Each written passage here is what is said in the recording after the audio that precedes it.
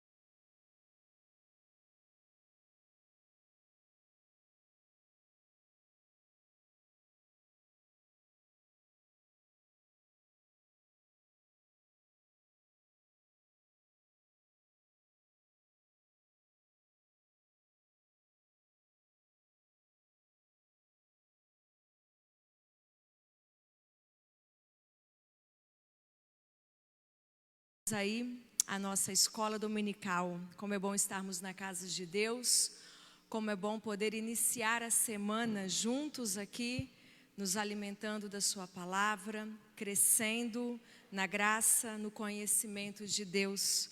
Que Ele abençoe sua vida, que Ele conceda a todos nós um domingo aí muito abençoado, cheio de aprendizados, cheio de lições, para que possamos praticar e ter uma vida cada vez melhor.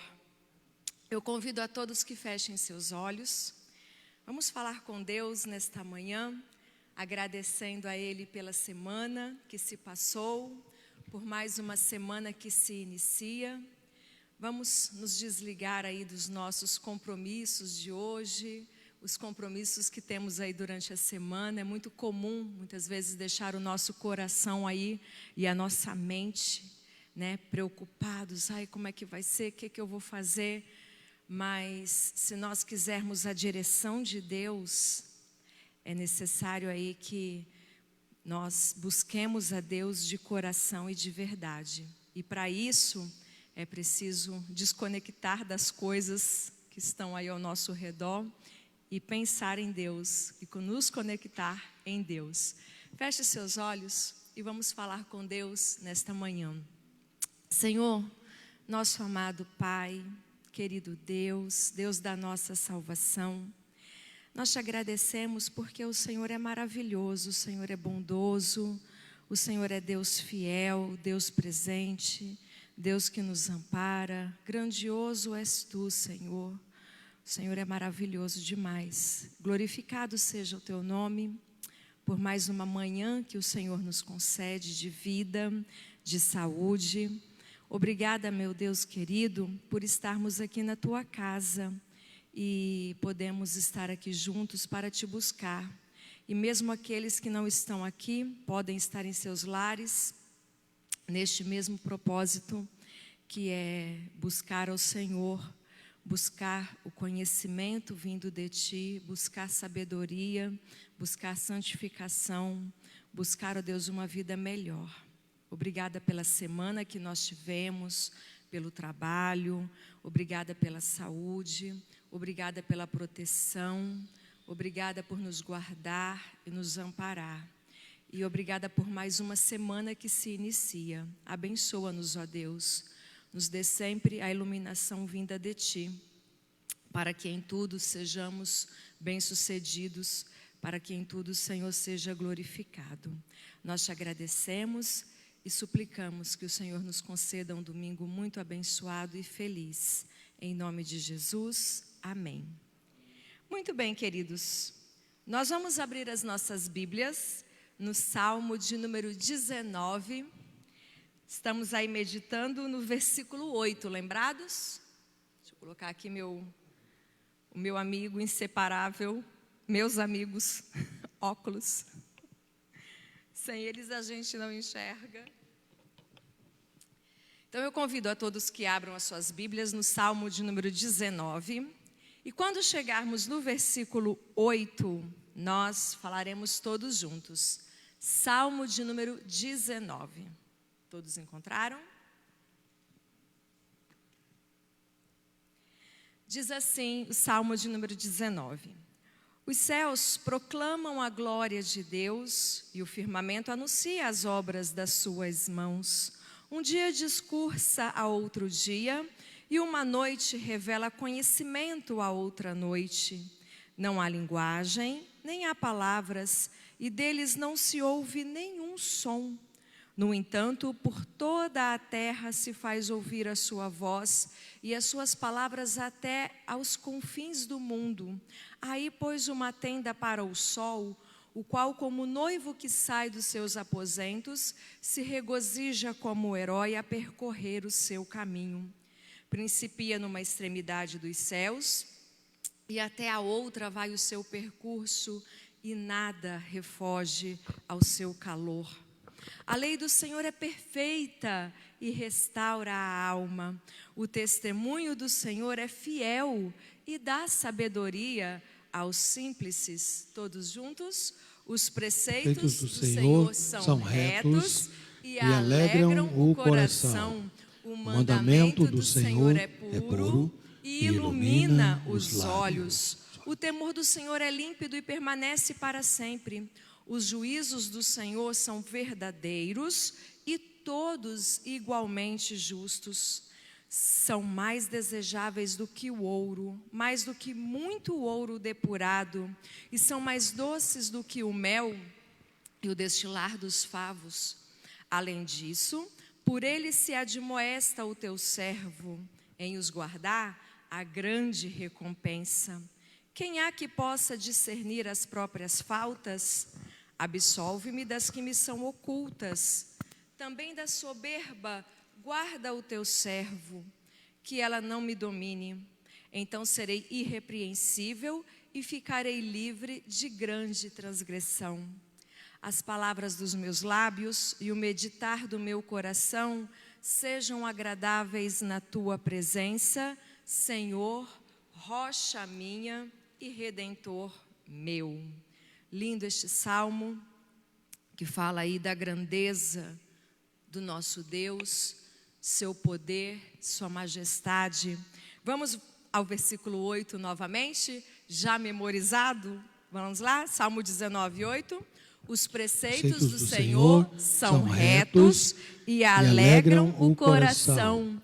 O mandamento do Senhor é puro e ilumina os olhos. Salmo 19, 8. Este é o nosso Deus.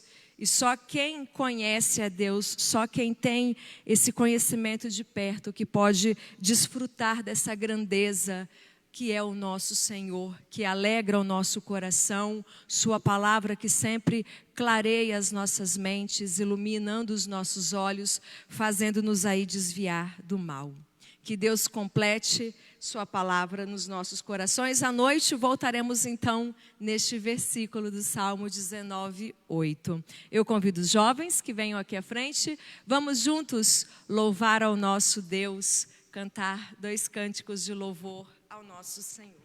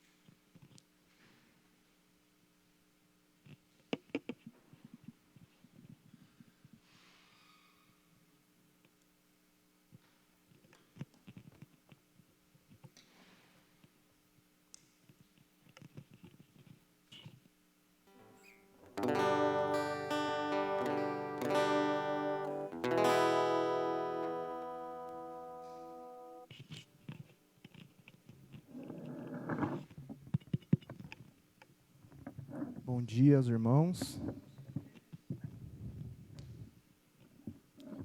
Vamos louvar a Deus com o cântico Glória para sempre, então. Vamos lá.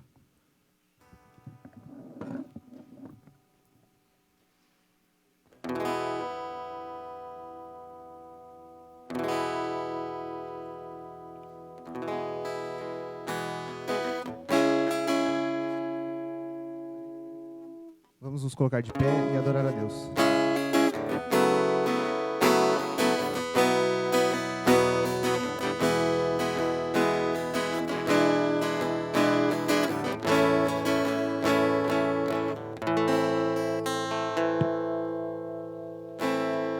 Glória para sempre ao Cordeiro de Deus, a Jesus, o Senhor, ao Leão de Judá, a raiz de Davi, que venceu e o livra brilhar. O céu, a terra e o mar,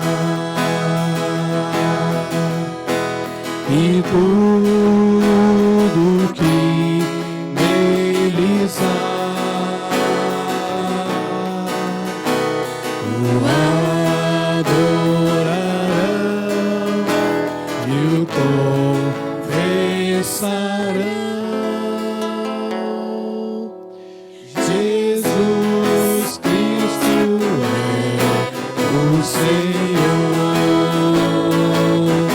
Ele é o Senhor. Ele é o Senhor.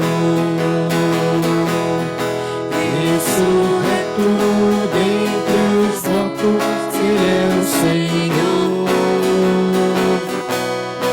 Todo joelho se dobrará, toda língua confessará que Jesus Cristo é o Senhor. Ele é o Senhor. Ele é o Senhor. Ele é o Senhor. Ele é o Senhor. Ressurreto dentre os mortos, Ele é o Senhor. Todo joelho se dobrará, toda língua confessará que Jesus Cristo é o Senhor.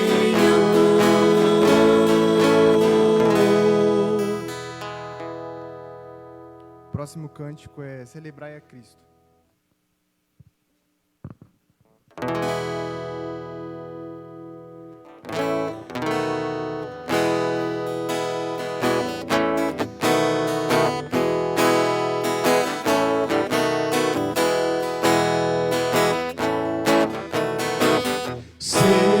Celebrai a Cristo, celebrai. Celebrai a Cristo, celebrai. Celebrai a Cristo, celebrai. Celebrai a Cristo, celebrai. Ressuscitou.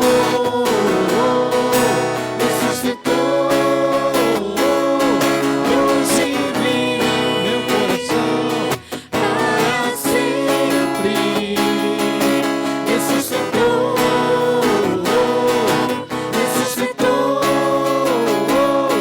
Hoje vive meu coração para sempre. Vamos celebrar, vamos celebrar, vamos celebrar. Ressuscitou o Senhor.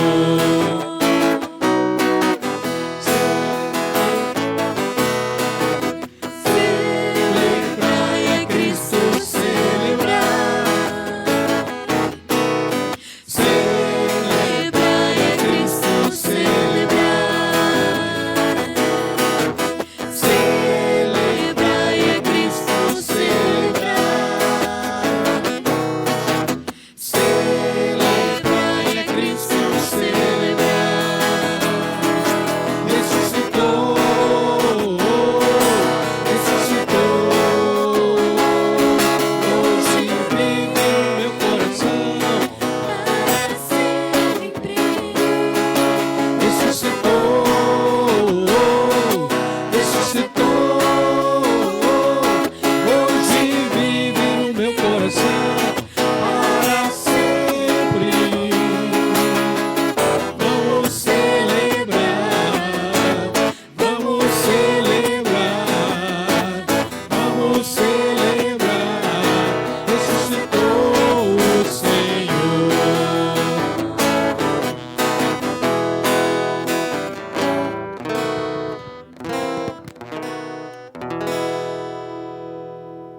Os irmãos podem se assentar.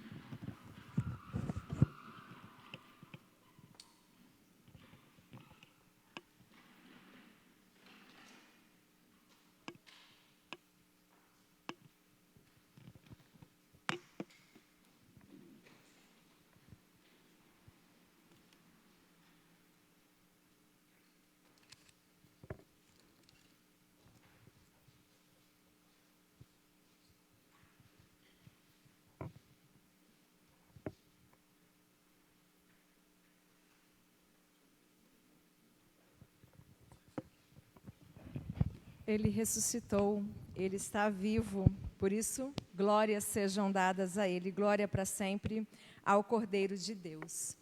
Esta semana, meus amados, nós estaremos meditando no Salmo de número 119, o maior salmo da Bíblia, né? Salmo de número 119, nós meditaremos no versículo de número 165.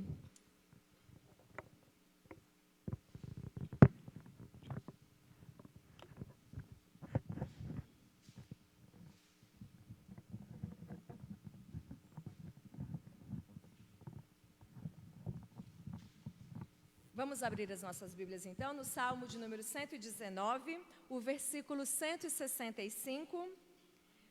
Nós já meditamos neste versículo, ele já foi memorizado, mas é muito bom voltarmos e relembrar, trazermos à memória. Salmo 119, 165 diz assim: grande paz têm os que amam a tua lei, para eles não há tropeço. Então, esta semana estaremos meditando neste Salmo de número 165, Salmo de número 119, versículo 165. Grande paz tem os que amam a tua lei, para eles não há tropeço. Amados, essa semana nós teremos festa. Vou falar que nem o tio Nilson falou no dia do aniversário dele e da tia Vânia. Ele falou assim: eu vou convidar todo mundo para um churrasco, só que virtual.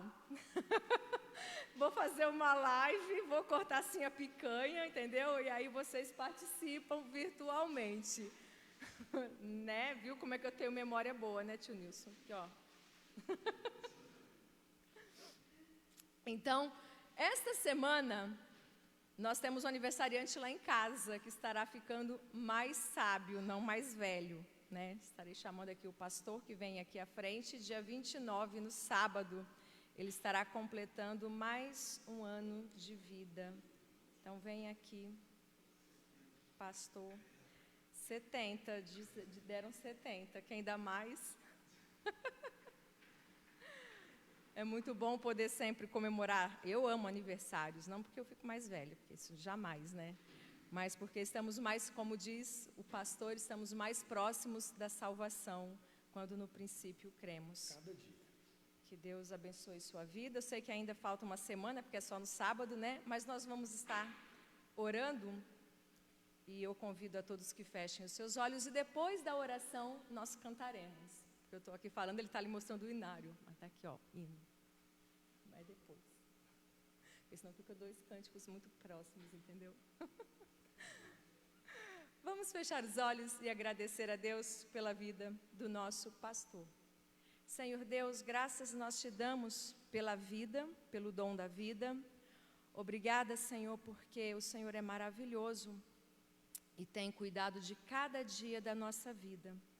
Graças te damos, ó Deus, porque, segundo a tua boa vontade, esta semana, o pastor há de completar mais um ano de vida. E nós te agradecemos por sua vida, te agradecemos, ó Deus, pelos ensinamentos, te agradecemos porque o Senhor tem cuidado dele em todas as coisas, nada tem lhe faltado, e nós suplicamos que o Senhor o abençoe, abençoe sua saúde, abençoe, ó Deus, dando a ele a iluminação vinda do alto, para que ele seja sempre usado pelo Senhor para abençoar muitas vidas, ó Deus, que o Senhor dê sabedoria a ele na condução, ó Deus, do teu povo aqui reunidos, ó Deus, na Igreja Aliança, que o Senhor seja sempre com ele, fortalecendo-o e o abençoando, suprindo suas necessidades, dando a ele tudo aquilo que ele precisa.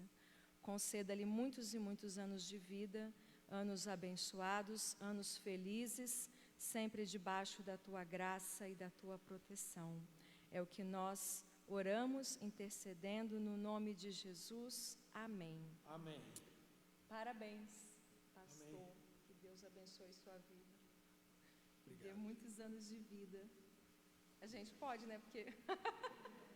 Agora sim, amados, nós vamos nos colocar em pé ao som do piano, que o pastor vai tocar para a gente.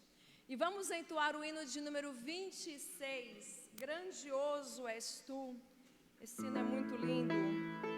Fala da majestade do nosso Deus. E não há como não cantar, né? Diz, canta minha alma então a ti, Senhor. Grandioso és tu, grandioso és tu. Vamos nos colocar em pé? Vamos entrar este hino.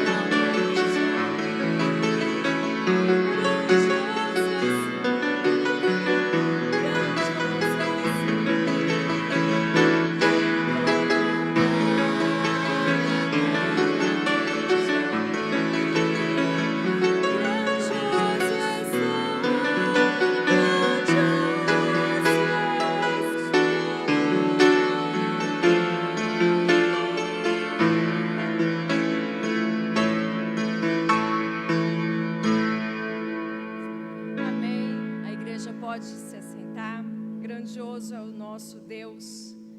E como nós dissemos, não há como não cantar.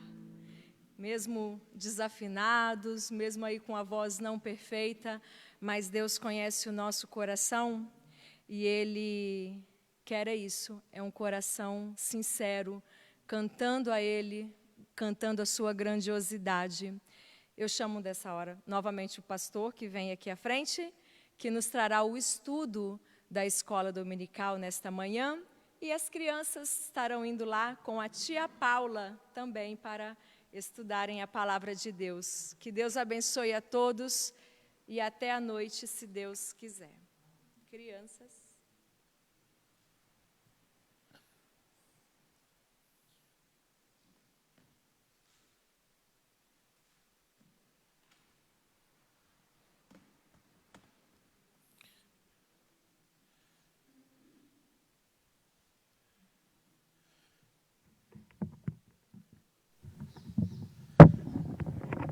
Muito bom dia, meus irmãos, todos vocês.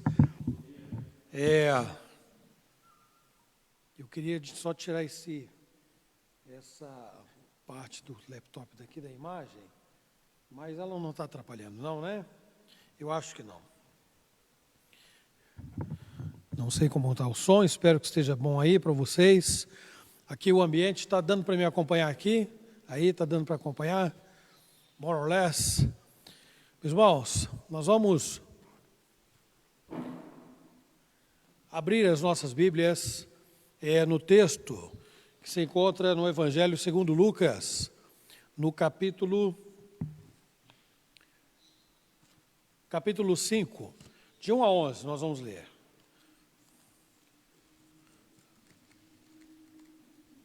Muito obrigado, Estevão.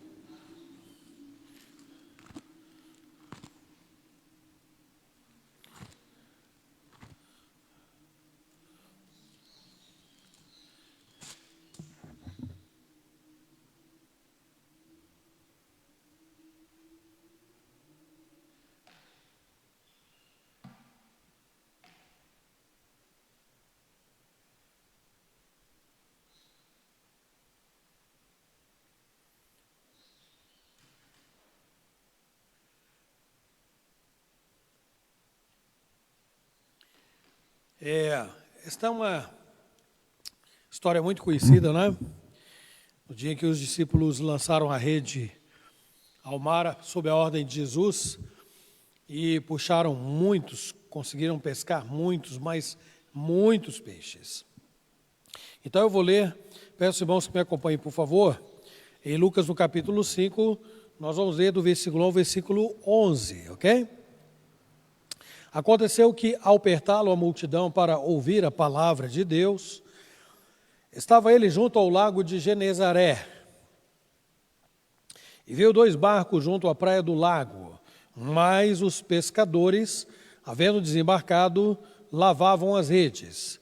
Entrando ele em um dos barcos, que era o de Simão, pediu-lhe que o afastasse um pouco da praia. E, assentando-se, ensinava do barco as multidões. Quando acabou de falar, disse a Simão: faze-te ao largo e lançai as vossas redes para pescar. Respondeu-lhe Simão: mestre, havendo trabalhado toda a noite, nada apanhamos, mas sob a tua palavra lançarei as redes. Isto fazendo, apanharam grande quantidade de peixes, e rompiam-se-lhes as redes. Então fizeram sinais aos companheiros do outro lado do outro barco, para que fossem ajudá-los. E foram e encheram ambos os barcos, a ponto de quase irem a pique. Vendo isto, Simão, Pedro, prostrou-se aos pés de Jesus, dizendo: Senhor, retira-te de mim, porque sou pecador. Pois à vista da pesca que fizeram, a admiração se apoderou dele e de todos os seus companheiros, bem como de Tiago e João, filhos de Zebedeu, que eram seus sócios. Disse Jesus a Simão: não temas, doravante serás pescador de homens. E arrastando eles os barcos sobre a praia, deixando tudo, o seguiram.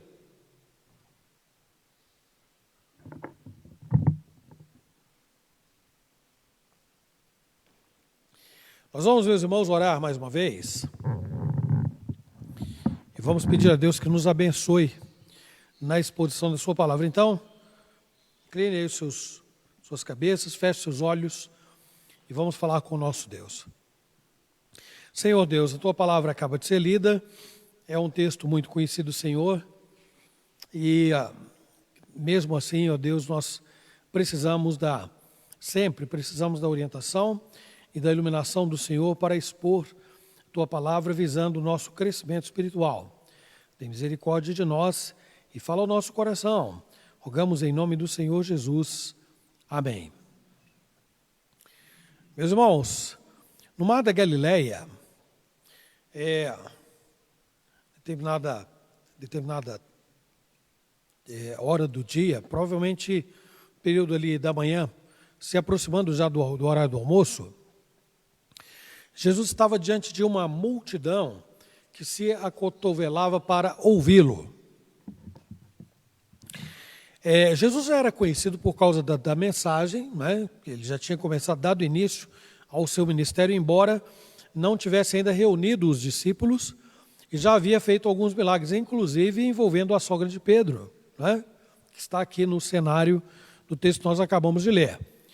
E quando ele chegou à praia, então havia muita gente, e Jesus estava caminhando, não é? Havia barcos disponíveis lá na praia, e vazios, porque os seus donos haviam saído dos barcos para poder lavar as redes, conforme nós vimos aí no texto, não é? Um deles era da propriedade de Pedro. Pedro era dono de um desses barcos. E certamente ele tinha lá os seus funcionários e colaboradores também. Nós vimos no cenário aí, pessoa de Tiago, João, e também em outra passagem paralela consta o nome de André. Então, homens que se ocupavam da pesca, vivendo dela. Então, Jesus entrou em um dos barcos, se assentou, pediu que Pedro afastasse um pouco o barco da margem, um pouco só, né? Para que ele pudesse, então, confortavelmente e com muito mais tranquilidade falar àquela multidão que se aglomerava ali para ouvir Jesus. Ele se assentou no barco e começou a falar ao povo.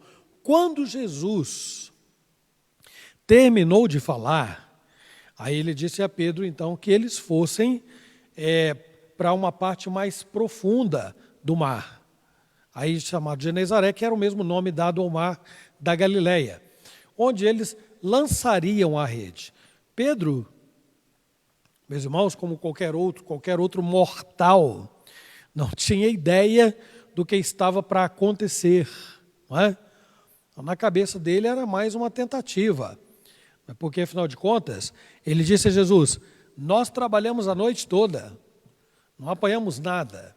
Não faço ideia do que passou pela cabeça de Pedro em questão de juízo, não é? De julgamento. O que Jesus está pensando, não é? Com toda a tarimba que aqueles homens tinham, depois de tentar a noite inteira pescar e não conseguir nada, Jesus termina de pregar e vamos ao mar de novo. Então já era por volta do horário do almoço, basicamente, e o melhor horário para pescar, não precisa ser um bom pescador para saber disso, é durante a noite, não é? Mas Jesus não olha para isso e fala, vamos lá pescar. E eles que fizeram, Pedro não ficou ali discutindo para ver quem estava certo. Senhor, não, o senhor está equivocado, não é hora para pescar, nós até lavamos as redes aí e tal, né? Tudo bem que eles, volta e meia, tinham que lavar mesmo, né? Pescavam, lavavam, voltavam a pescar, etc. Isso acontecia muito.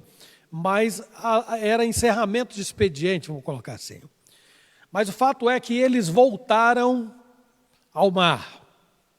Essa história aí, meus irmãos, traz lições muito importantes para cada um de nós. Eu gostaria de explorar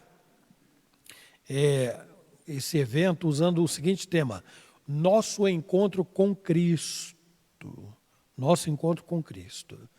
Não foi a primeira vez que Pedro teve contato com Cristo, mas foi a primeira vez que muitos tiveram encontro com Cristo, e aquele encontro, de modo particular, teve um impacto muito grande na vida de Pedro e de todos os demais que estavam com ele. Então, através desse tema aí, eu tenho o desejo de mostrar que, primeiro, esse encontro com Cristo precisa envolver confiança em Deus. Então, embora Pedro, Tiago, João e André fossem homens experientes no ramo da pescaria, eles viviam disso, então era natural que cada um deles tivesse, como eu disse agora há pouco, uma certa tarimba, não só quanto ao modo correto de armar e de lançar as redes. Existe todo um ritual, não é? Nosso irmão Nilson, que eu digo, quando vai pescar grandes peixes, não traz nenhum, mas ele vai lá e pesca, né? E mostra, tira foto e tudo. Um dia ele vai trazer um para a gente, para eu como pastor pelo menos acreditar, realmente, agora sim, agora acredito. Sente. Tem dó, né? Pega o peixe e solta, não sei qual é a vantagem nisso. Você pega um peixe grandão, aquela cara linda, entendeu? Bom para fazer uma bela de uma muqueca e deixa lá. Tira, vai comer a foto. Olha aí, ó. Olha, eles tinham muita experiência. Vamos voltar o foco aqui, senão a gente viaja na maionese, né? Eles tinham muita tarimba, experiência do modo como lançar rede, onde lançar rede, né? Qual era o melhor momento, etc. Tudo isso, né? Eles conheciam as marés, maré boa para pescar. Não, hoje o dia não está para peixe, não é? Virou uma frase muito conhecida, né? E até os dias bons, né, para isso também. Bom, enfim, pescador sabe essas coisas. Apesar disto, até aquele momento, apesar de toda a experiência, de todo o tempo que esses homens utilizavam pescando, até aquele momento eles não tinham sido recompensados por um bom resultado no seu empreendimento. Então, Jesus, como todos nós já sabemos, era um ótimo pescador, exímio pescador, não era? Jesus cresceu pescando, é isso? Jesus era filho de carpinteiro. Jesus era mestre na marcenaria, não é? Humanamente falando, hein, gente? Humanamente falando, hein? Então, poderia parecer muito estranho que o marceneiro, um carpinteiro, filho de um carpinteiro, especialista em lidar com madeiras, agora viesse para os pescadores tarimbados, demonstrando habilidade em termos de pesca, mais do que o próprio pescador. Mas, como eu disse, em nenhum momento isso foi colocado em dúvida. Não, em nenhum momento. Apesar dos experientes pescadores não terem realizado uma boa pescaria durante a noite, apesar do cansaço daqueles homens, apesar de já, como eu disse, se aproximar do meio-dia, um horário que não era favorável e que muito provavelmente não valeria o esforço de retornar ao mar, eles fizeram exatamente como Jesus disse. Bom, nenhum deles ainda era apóstolo de Jesus, não. E é possível que quando Pedro recebeu esta ordem aí, tenha havido algum conflito dentro de Pedro, embora ele não tenha pronunciado, não há registro de que ele tenha feito isto, né? Pode ser que lá no fundo ele tenha pensado assim, e agora, eu vou, eu não vou, e agora, será que Jesus sabe o que está falando? Não é? Confio, não confio? Bom, o fato é que Lucas não está se referindo a um mestre, a um rabino como todos os outros que eram conhecidos nos tempos de Jesus. Eram homens que tinham autoridade e respeitados pelos judeus. Jesus era tido por um rabino, era tratado, era um mestre. Quantas vezes ele foi chamado assim, rabi, né? Mestre, aqui inclusive no texto. Então, a sua palavra tinha autoridade, ele era respeitado, principalmente, como eu disse, pelas mensagens, pelos milagres, pelos sinais que Jesus já havia começado a operar durante o seu ministério. Então, lembremos-nos, nós que temos acesso à Escritura, nós que conhecemos a história de um modo mais completo, o início, o meio e o fim, à luz da palavra de Deus, sabemos que Lucas está se referindo ao Filho de Deus. E apesar de Pedro, Tiago e João, André e provavelmente os trabalhadores que os acompanhavam naquele dia não saberem disso, entre aspas, né? Nessa mesma proporção, intensidade, clareza que nós sabemos, o Senhor Jesus conhecia cada um deles. Jesus sabia onde as redes deveriam ser lançadas. Jesus sabia, mas eu vou além, ele sabia mais do que isto. Jesus tinha em mente uma missão incomparavelmente maior para aqueles simples pescadores de peixes. Não é? Tem gente que aprimora-se em pescar lagosta, pescar camarão, né? Alguns se especializam nisso, né?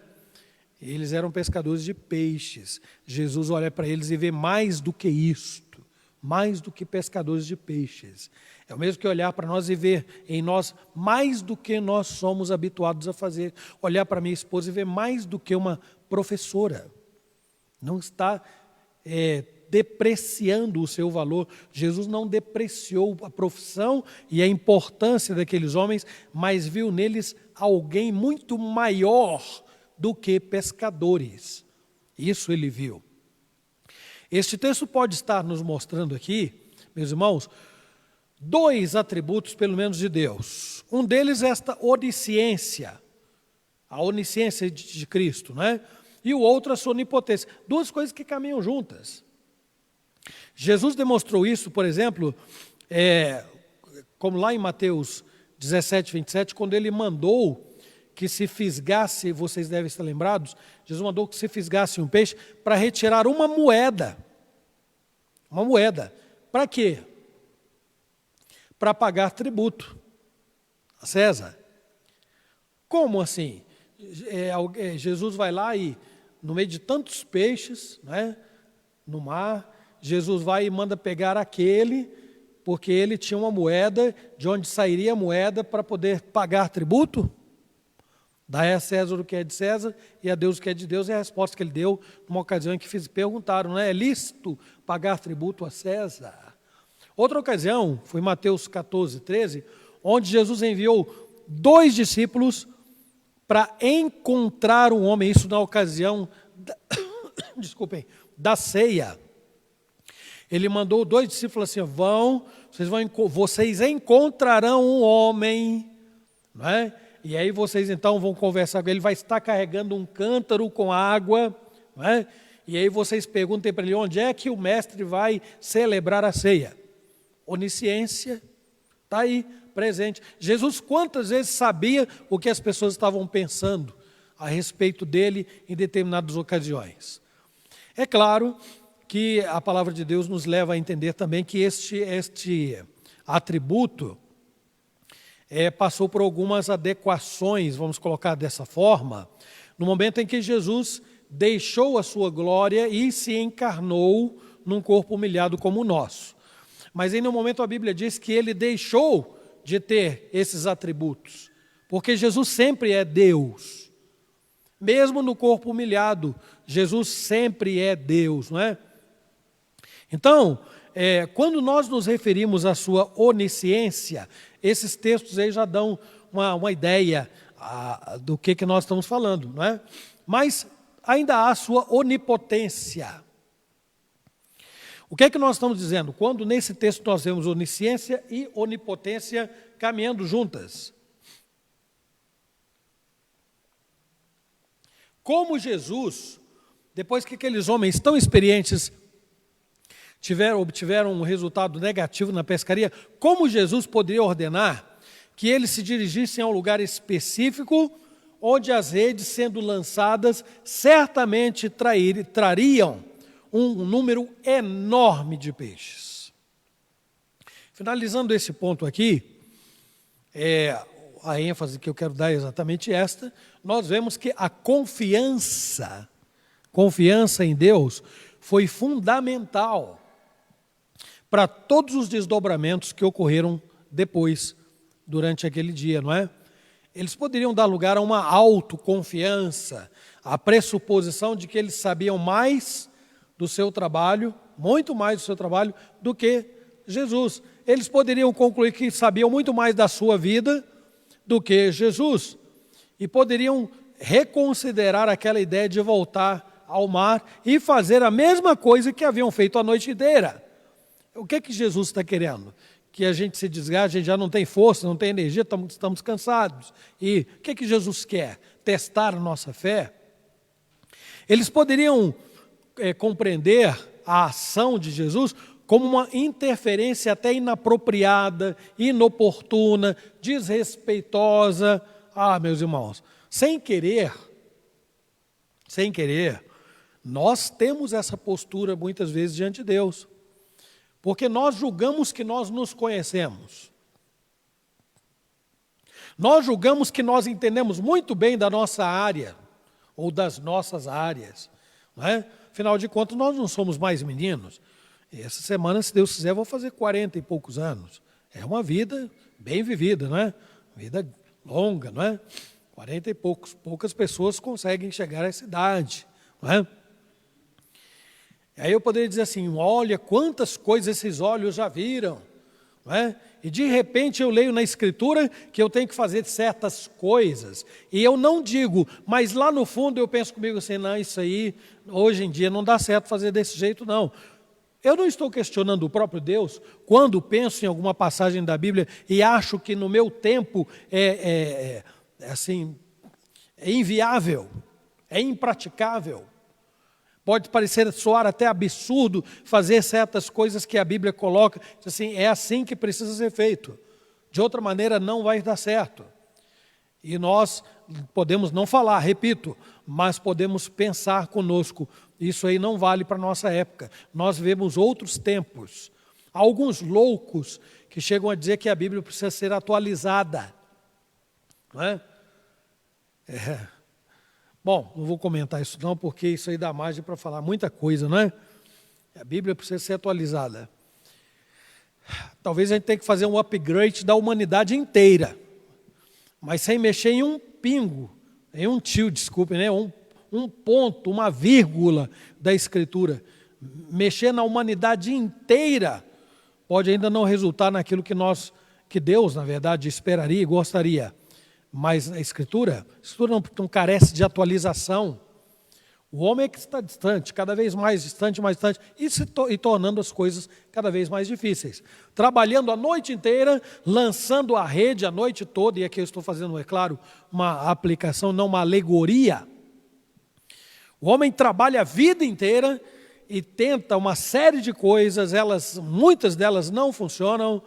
E então, quando Deus entra com a sua palavra dizendo assim, olha, você tem que fazer assim, assim e assim. Então, ele pode concluir diferente de Pedro, dizer, não. Os tempos são outros. A juventude de hoje é diferente. As famílias são diferentes. Né? A sociedade é diferente. Então, a gente tem que pegar a Bíblia e tratar de uma maneira diferente. Não. A sociedade pode ser diferente. O mundo pode estar pior. Mas a Bíblia não muda, ela é atemporal, inerrante, infalível. E ela é sempre atual, sempre atual. Bom, isso deve nos ensinar que mesmo reunindo alguma experiência de vida, algum domínio em certas áreas do conhecimento que nós adquirimos, todos nós precisamos de humildade para, principalmente, diante dos nossos constantes insucessos, depositarmos a nossa confiança em Deus. Isso pode mudar muitas coisas na nossa vida, viu? Ninguém experimentará qualquer tipo de mudança se não houver confiança em Deus. Não vai experimentar. Então, nosso encontro com Cristo envolve, antes de mais nada, conforme o primeiro ponto, confiança em Deus. Grave aí, esse é o nosso primeiro ponto. Confiança em Deus. E aí, no segundo momento, uma obediência incondicional. O que nós queremos dizer com isso? Apesar da confiança em Deus ser fundamental durante a nossa vida inteira, ela não teria qualquer valor se não fosse acompanhada e seguida pela obediência. Eu confio em Deus, dirão os cristãos. Nós confiamos em Deus, dirão aqueles que foram educados na palavra de Deus. Mas confiar é um recipiente vazio se não for seguido de obediência, por obediência. Não seria, meus irmãos, um erro concluir, afirmo eu aqui, que quando não há obediência, então é muito natural concluir que também não há o quê? Confiança. Se eu não obedeço, eu não confio. Não é assim? É muito natural demonstrar confiança através da obediência. Provar que nós confiamos obedecendo. Na maioria das vezes, nos nossos relacionamentos interpessoais, avaliem se não funciona desse jeito, meus irmãos. Quantas vezes nós temos que perguntar para determinadas pessoas: fulano, você não confia em mim? Você não confia em mim? Por que nós fazemos esse tipo de pergunta? Porque quando alguém diz assim, não, eu confio em você, mas faz diferente, está provando que é apenas uma retórica. É só uma fala vazia. Eu confio, mas eu não faço. Então não há confiança. Então, meus irmãos, a confiança não passa, em muitos casos, e muitas vezes, de um discurso vazio, porque a obediência chancela a confiança. A obediência carimba a nossa confiança. A obediência diz assim: de fato eu confio em você incondicionalmente, principalmente se o assunto envolve a pessoa de Deus. Aí é uma confiança e uma obediência incondicional, não é?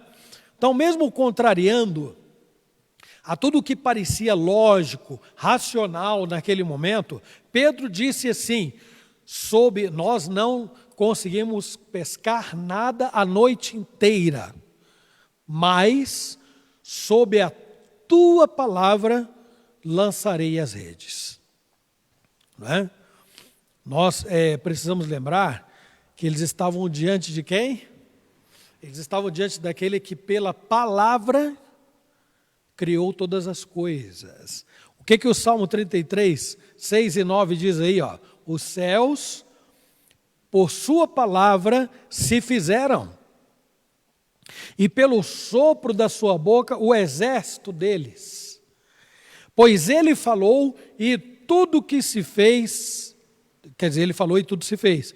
Ele ordenou e tudo passou a existir. Como? Pela sua palavra.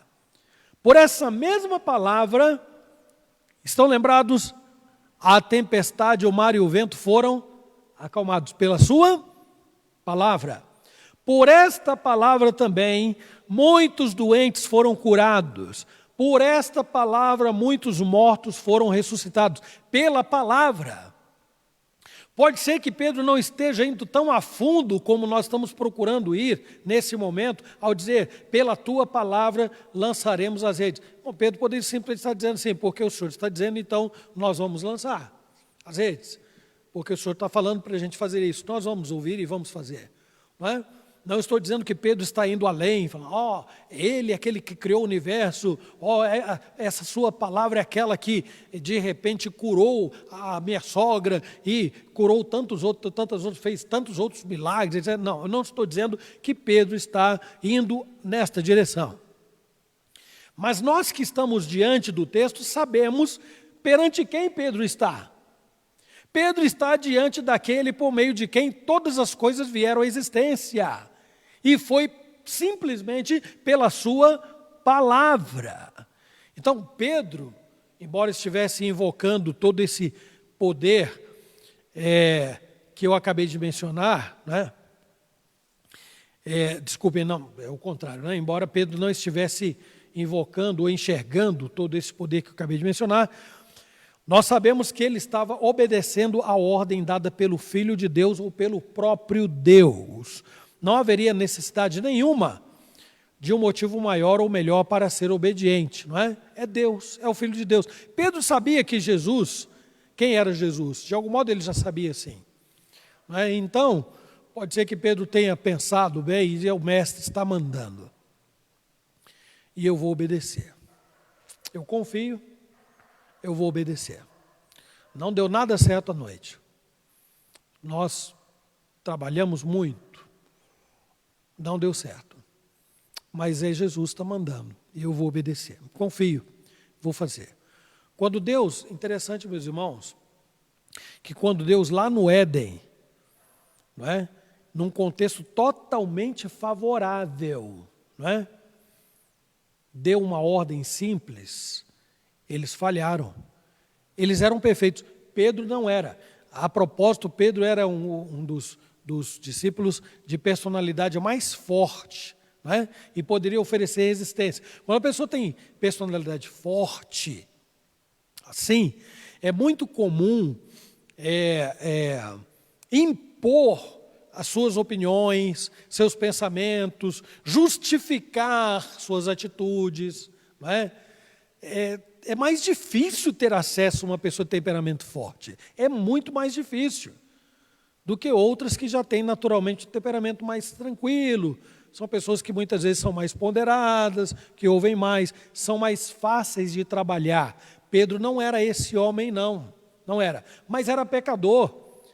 Diferente dos nossos primeiros pais, que eram perfeitos e, no entanto, não obedeceram à clara voz de Deus, de não comer de um fruto, coisa simples.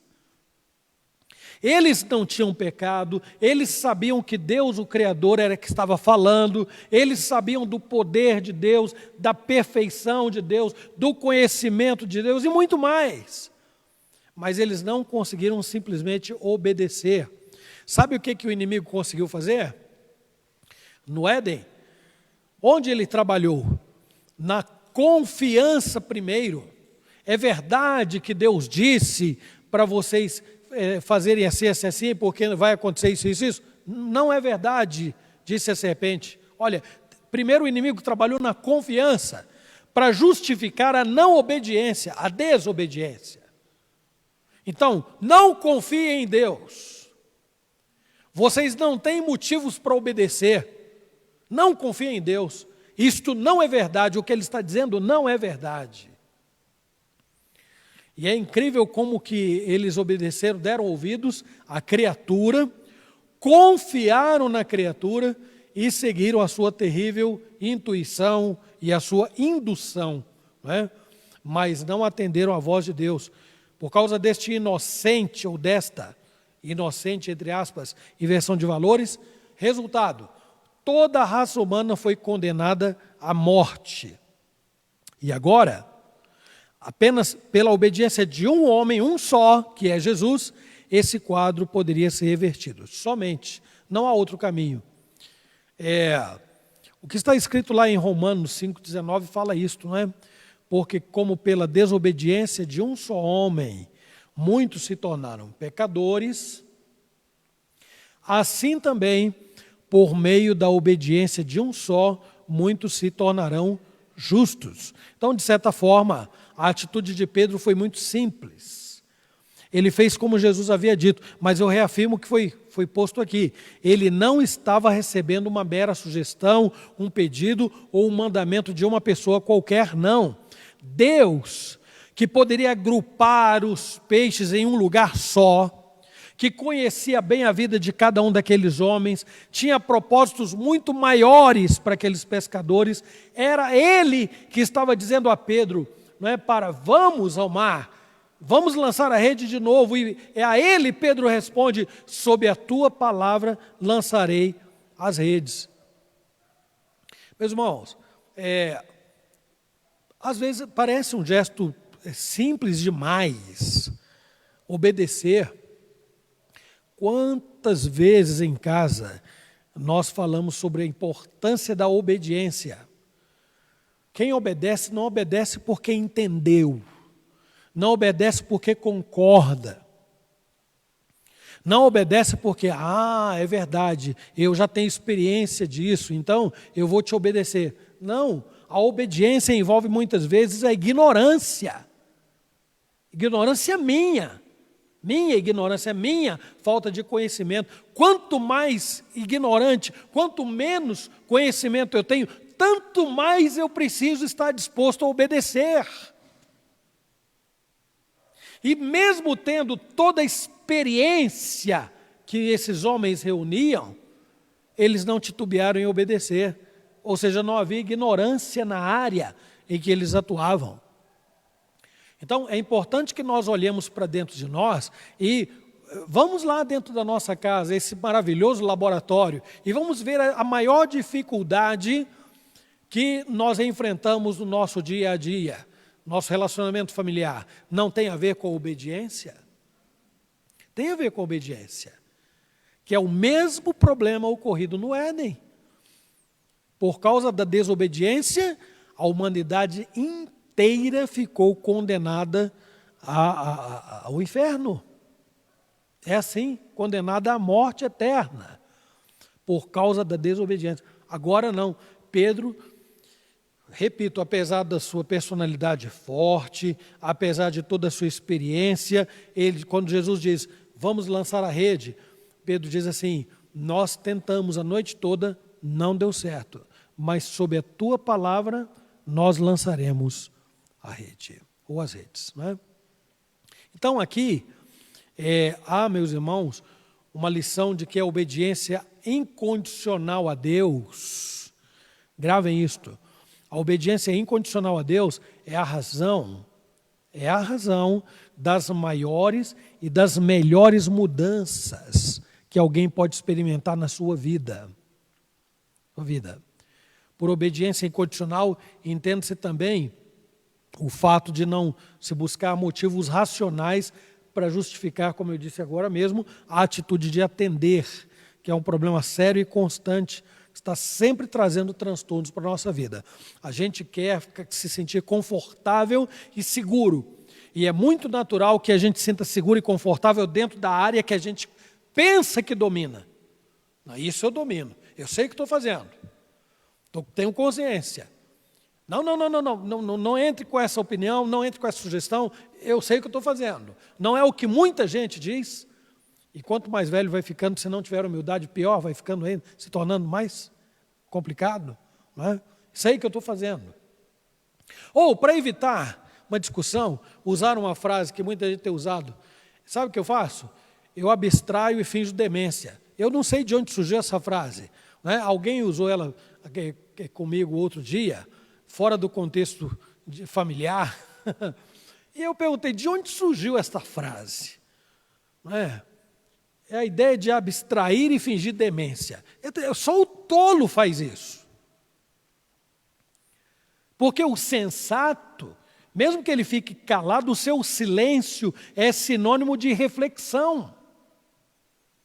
Reflexão.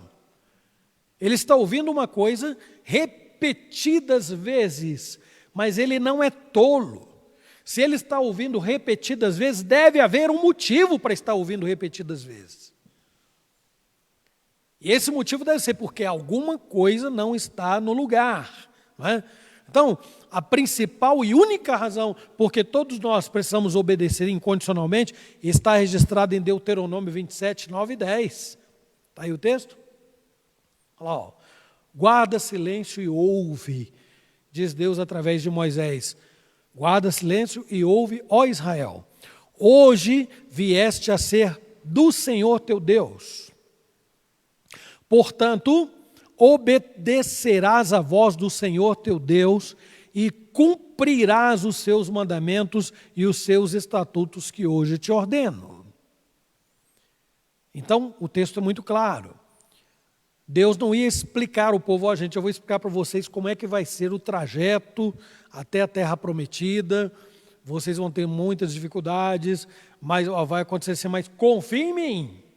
Deus não entrou em detalhes, ele simplesmente dizia isso aqui, olha, obedeçam, vai dar tudo certo, obedeçam. Até porque se Deus fosse explicar tudo, eles voltavam logo para o Egito, né? Deus decidiu enviá-los pelo caminho mais longo, porque sabia da inclinação do povo em ver a guerra, diz o texto, vendo a guerra, eles já iam tentar voltar para o Egito, então Deus manda pelo caminho mais longo, não é? E aí, mesmo assim, quando a gente vai ler a história do povo hebreu, várias vezes vão falar assim, por que a gente veio parar nesse deserto? Não teria sido melhor morrer lá no Egito, onde tem lugar para enterrar a gente, né, etc e tal. Lá pelo menos a gente tinha comida, mas e agora, etc. Nossa vida, que coisa. A gente lê isso aí na Bíblia e fica arrepiado, né? Como é que o povo tinha condições de comportar-se dessa maneira? Porque era Deus dirigindo, diretamente, com uma coluna de fogo durante a noite e uma nuvem durante o dia, e dando provimentos a todo tempo, manifestando seu poder, sua glória. Nós, desta época, podemos argumentar que, mas a gente não vê uma coluna de fogo, a gente não tem uma nuvem nos conduzindo, a gente não vê manifestações amplas de milagres. Pergunto, será que não vemos? Deus tirou férias no Novo Testamento, meus irmãos. Deus, por acaso, nos deixou trilhando sozinhos o resto do caminho? Ou Ele não está conduzindo o seu povo do mesmo jeito que fez no Velho Testamento? Se Deus nos desamparasse, se Deus nos deixasse entregues às nossas próprias decisões, aí nós teríamos ideia de quão trágico seria esta ausência de Deus na nossa vida, nas nossas decisões, no nosso dia a dia.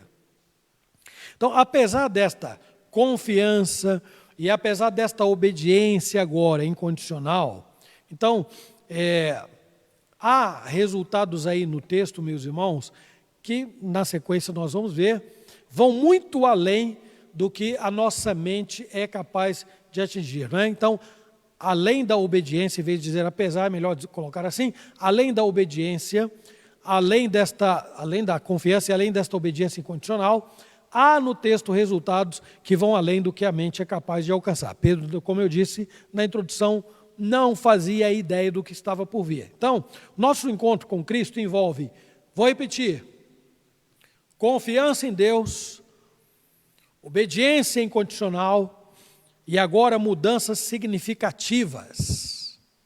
Mudanças significativas.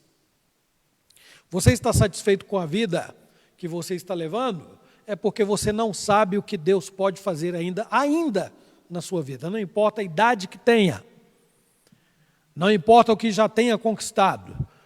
Não importa o que você não conquistou. Importa o que Deus pode fazer a partir da sua confiança nele, a partir da sua obediência a ele. Aí sim, pode esperar. Coisas que a mente é incapaz de imaginar. Então, a experiência que aqueles pescadores frustrados acabaram tendo pode ser definida de 3 maneiras. Então, vejam aí. Primeiro, eles apanharam uma enorme quantidade de peixes, não é? Bom, isso aí todo mundo sabe pelo texto que ficou tão famoso, né? Lançaram as redes e nunca havia apanhado tantos peixes assim. Segundo, houve um reconhecimento de Jesus como Filho de Deus, o Messias prometido na Escritura. Então, vamos falar um pouco sobre isso, uma vez que a gente já tinha mencionado que Pedro conhecia Jesus. Eles seriam, agora, o terceiro ponto, mais que pescadores de peixes, salvariam homens, não é? Então, depois que eles lançaram as redes, quando elas foram puxadas, o texto diz que elas começaram a se romper. É possível que alguém pense assim, devia estar saindo peixe para tudo quanto é lado, porque a rede começou a rasgar e tal. Não, é provável que uma cordinha começou a se arrebentar aqui, outra ali e tal. Eles ficaram imediatamente preocupados. Não, vamos puxar isso logo, né? E fizeram todo esforço e todo empenho para trazer aquele peixe todo para dentro do barco. Não é?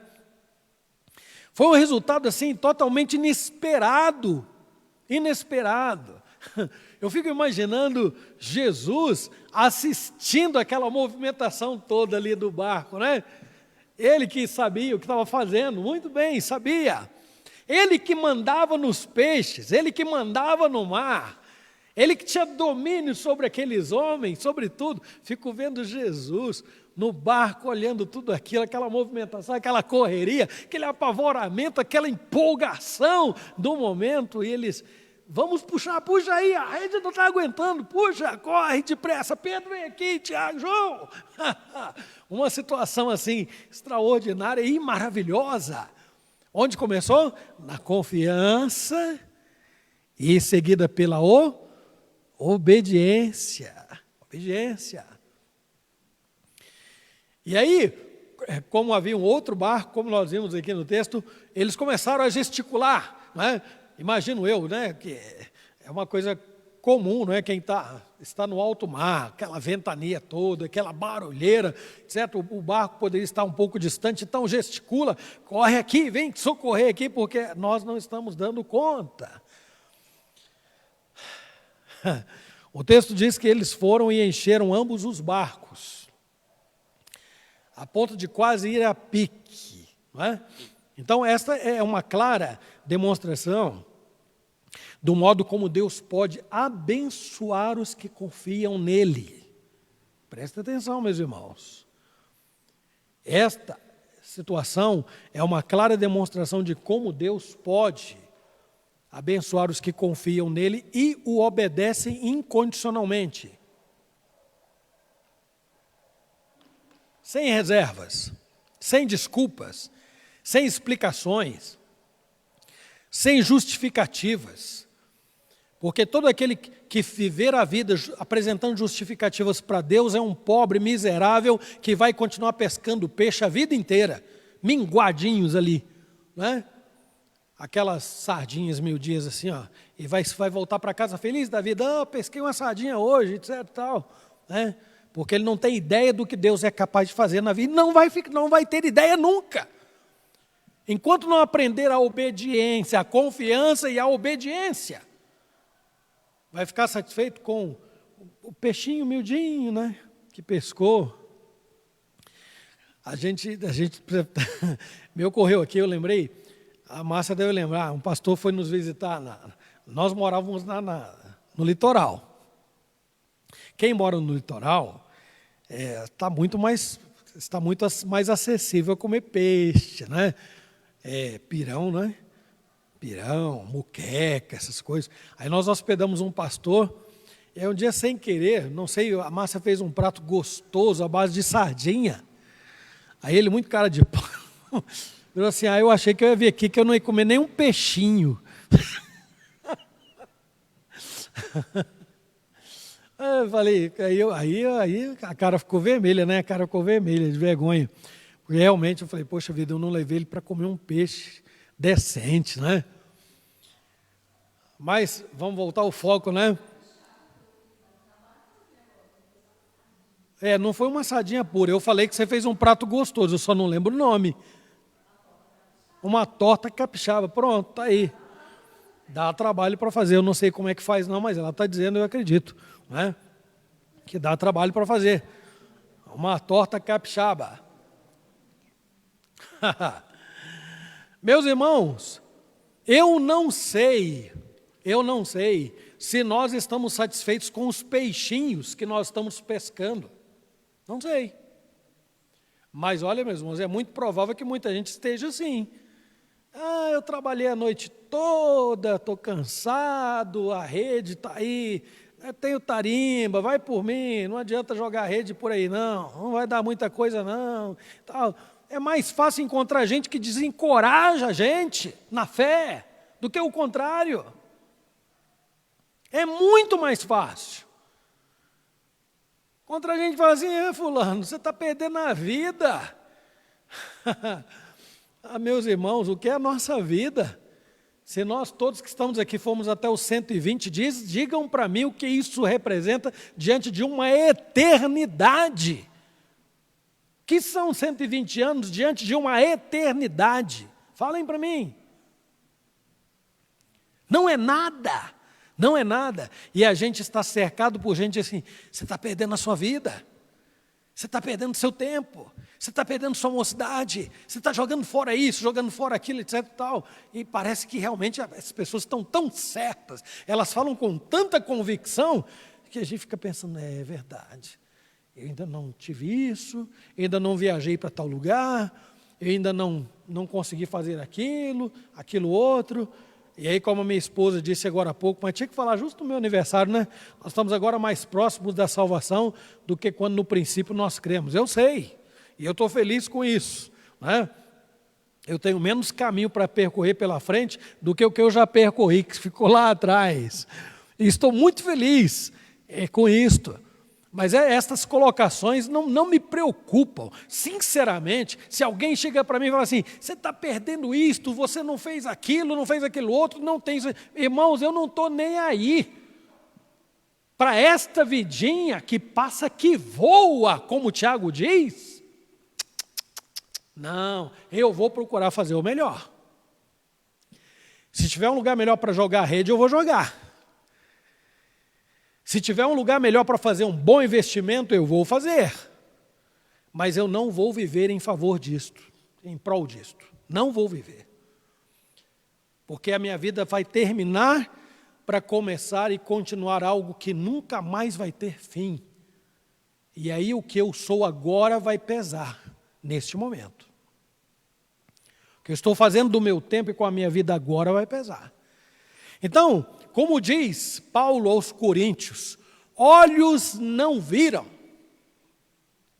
ouvidos não ouviram, nem jamais penetrou o coração humano que Deus tem preparado para aqueles que o amam.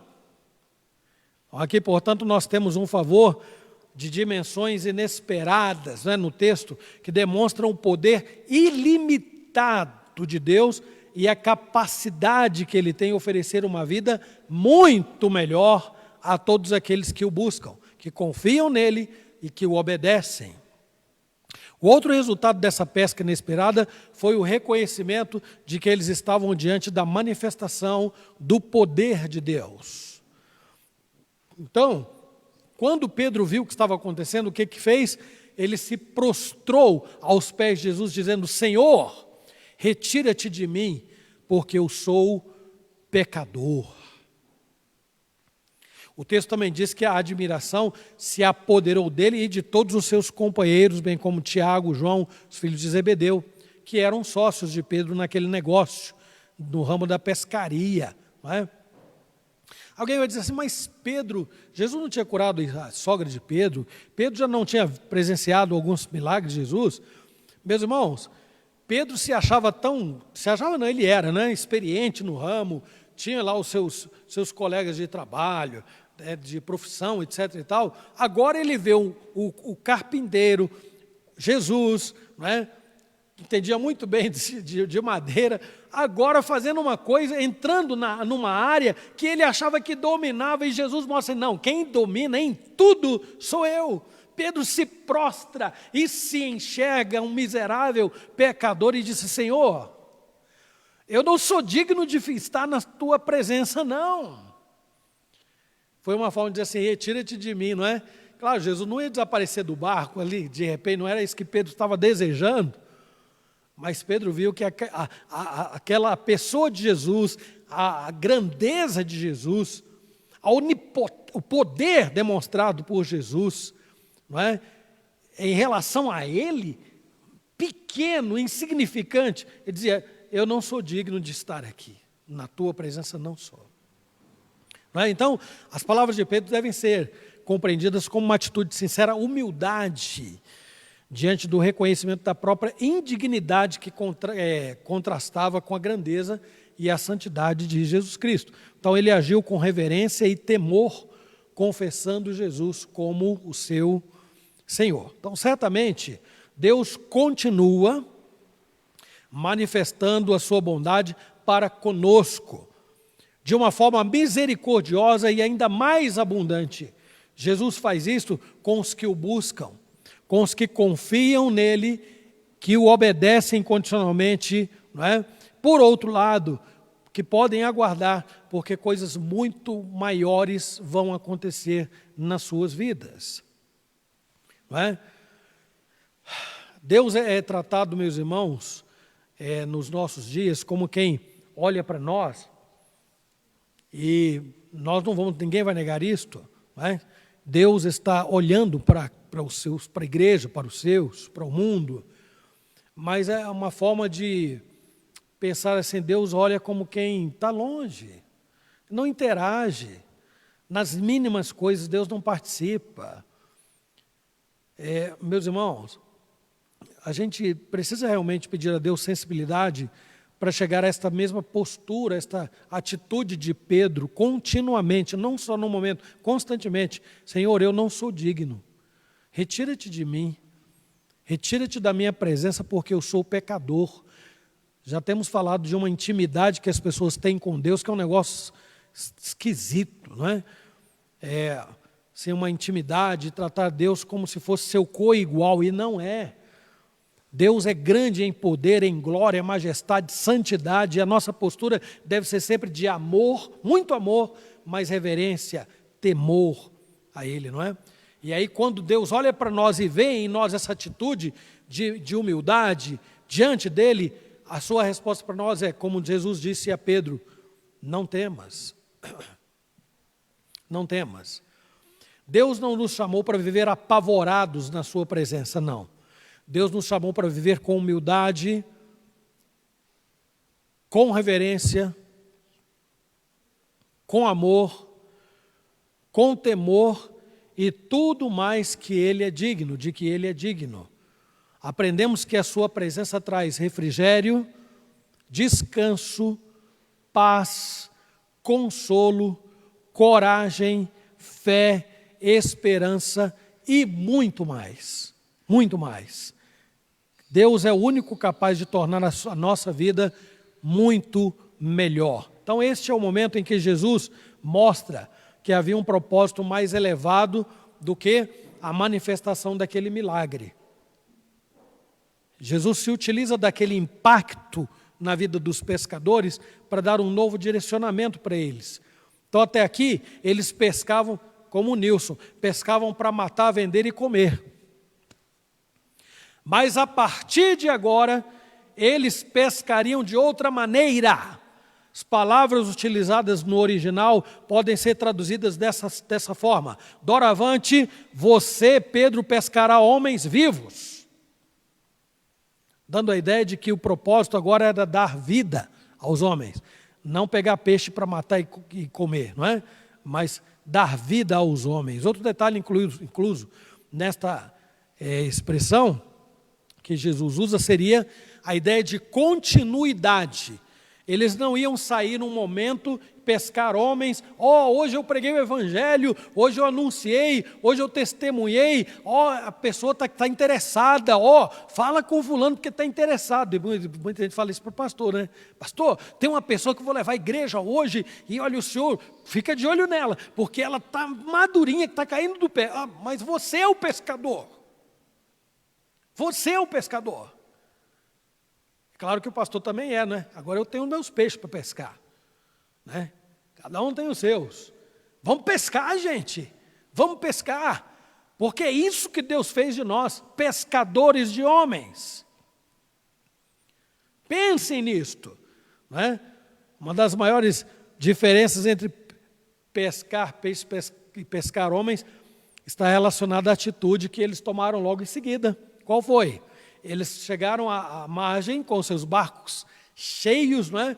Então, alguns acham que havia, como em barcos mais modernos, um compartimento onde podia colocar todos esses peixes aí, porque, afinal de contas, Pedro teve espaço até para ajoelhar diante de Jesus, dentro em cima do barco. Se o barco estava carregadíssimo, quase indo a pique, não é? Mas eles conseguiram levar até a praia.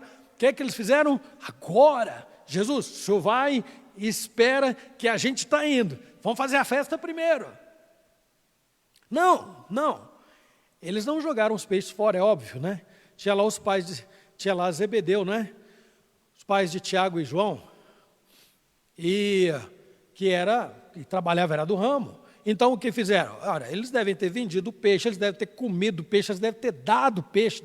Nossa, aquele dia foi uma festa muito grande. Mas e eles? Jesus diz, venham após mim, porque eu farei de vocês pescadores de homens. Homens. O nosso encontro com Cristo, meus irmãos, pode não ter tido aquele impacto de pescaria, não à noite. Mas isso não quer dizer que nós não estamos diante do Senhor dos senhores, Deus dos deuses, Criador dos céus e da terra, que nos chamou para ser como os discípulos, pescadores de homens, ok? Estou falando para uma geração high-tech, não é? Falando para uma geração high-tech. Eu queria muito, na idade de vocês, ter o acesso que todos vocês têm, mais jovens do que eu, a tanta gente pelas redes sociais. Quantos pescadores vocês têm atingido pelas redes sociais? Falem para mim. De tudo que vocês postam, de tudo que vocês falam, de todas as ideias trocadas na internet, todos os compartilhamentos feitos, quantos peixes vivos Você vai dizer assim: eu lancei a rede, eu não canso de lançar a rede, porque eu sou um pescador, fui chamado por Cristo para pescar homens. Homens. Se você não está cumprindo esse papel, continue pescando as suas sardinhas, né? Tem um outro peixe aí que é mais comum, pequenininho também. Como eu não sou... Oi? Lambari, vai pescando lambari, que é menor do que a sardinha ainda, né? Lambarizinho. Aí fica feliz da vida, chega em casa, ai que alegria, eu peguei um lambari, olha que maravilha. Assim, tadinho, né? Não faz ideia do que Deus pode realizar através dele. Que Deus tenha misericórdia de nós, meus irmãos. Sejamos grandes pescadores, porque nós podemos. Pela misericórdia e graça de Deus, nós podemos. Que Ele nos abençoe. Amém. Vamos orar? Vamos orar.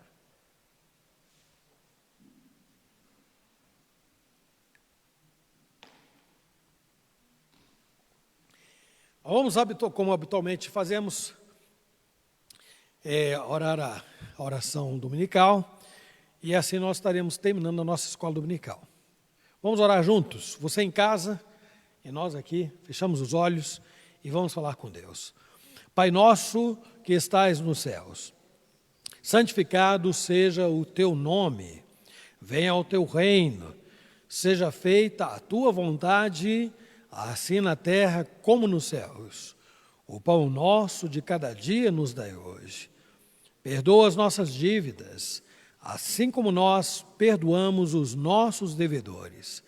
E não nos deixes cair em tentação, mas livra-nos do mal, pois teu é o reino, o poder e a glória para sempre.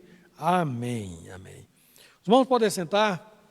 Logo mais à noite, se Deus quiser, 7 horas estaremos de volta. E meus irmãos, domingo passado nós tivemos aí algumas dificuldades técnicas com relação à nossa live. E nós vamos tentar, os irmãos estão trabalhando para isto, e esperamos que hoje à noite nós tenhamos melhores resultados, principalmente em relação ao áudio, que é o que deu mais trabalho na semana passada e que foi durante a semana tratado aí, tá bom, gente? Vou fazer uns testes aí e não desanimem não, a gente está aprendendo aqui também, tá bom? Então que Deus dê um domingo muito abençoado para todos, um almoço maravilhoso, viu? E à noite eu espero encontrar os irmãos que estão aqui e vocês que estão aí conectados a nós. Que Deus abençoe a todos, até breve, se Deus assim permitir.